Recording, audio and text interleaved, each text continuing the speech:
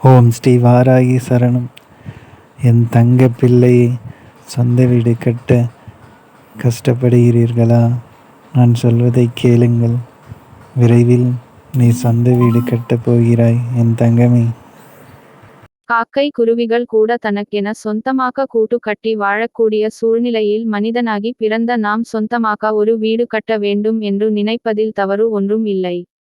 சொந்த வீடு வாங்க வேண்டும், சொந்த வீட்டில் வாழ வேண்டும் என்ற கனவு இன்று பல பேருடைய தூக்கத்தை தொலைப்பதாக உள்ளது. ஏனெனில் வாடகை வீட்டில் வாழும் ஒவ்வொருவரும் அங்கு படும் துன்பத்தை சொல்லி மாளாது. அப்படி சொந்த வீடு கட்ட வேண்டும் என்று நினைப்பவர்கள் அதற்கான முயற்சிகளுடன் சேர்த்து முருகப்பெருமானை தொடர்ந்து வழிபட வேண்டும்.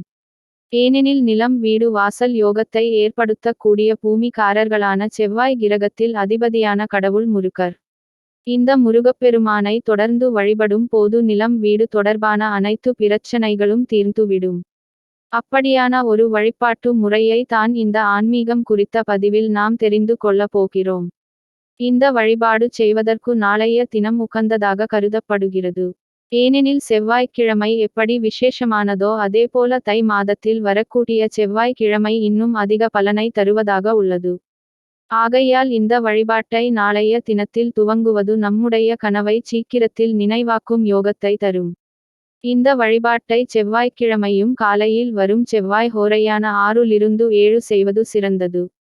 அதை தவற விட்டால் மதியம் 1 to 2 அல்லது இரவு 8 to 9 இந்த நேரத்திற்குள் செய்து விடுங்கள்.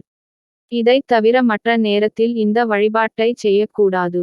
இந்த பரிகாரம் செய்வதற்கு ஒரு சிறிய மண் பாத்திரத்திரம் அல்லது கண்ணாடி பவுல், பீங்கான் பவுல் இவற்றில் ஏதாவது ஒன்றை எடுத்துக் கொள்ளலாம். இந்த 3ஐ தவிர வேறு உலோகங்களை பயன்படுத்தக்கூடாது. இந்த மண் பாத்திரம் நிறைய கல் உப்பை நிரப்பி விடுங்கள். அடுத்து நல்ல தரமான தேங்காயாக ஒன்றை பார்த்து எடுத்துக் கொள்ளுங்கள். தேங்காயை நன்றாக சுத்தம் செய்து கழுவி மஞ்சள் குங்குமம் போட்டு வைத்துக் கொள்ளுங்கள். இந்த தேங்காயை நாம் எடுத்து வைத்திருக்கும் உப்பின் மீது நிற்க வைக்க வேண்டும். 3 கண்கள் இருக்கும் குடுமி பகுதி மேல் நோக்கி பார்த்தவாறு இருக்க வேண்டும். இந்த தேங்காய்க்கு செவ்வரளி பூவை வைப்பது நல்லது. இல்லை என்றால் வேறு என்ன மலர் உள்ளதோ அதை தேங்காய் மீதும் உப்பின் மீதும் சுற்றி வைத்து விடுங்கள். உப்பின் மீது இருக்கும் தேங்காய்க்கு முன்பாக 5 ரூபாய் நாணயத்தை வைத்து விடுங்கள். முருகப்பெருமானை மனதார நினைத்து உங்கள் சொந்த வீடு நினைவாக வேண்டும் என்று வேண்டிக் கொள்ளுங்கள். இந்த வழிபாட்டை 9 வாரங்கள் தொடர்ந்து செய்ய வேண்டும். தேங்காயில் இருக்கும் பூவை மட்டும் தினம் மாற்றி விடுங்கள்.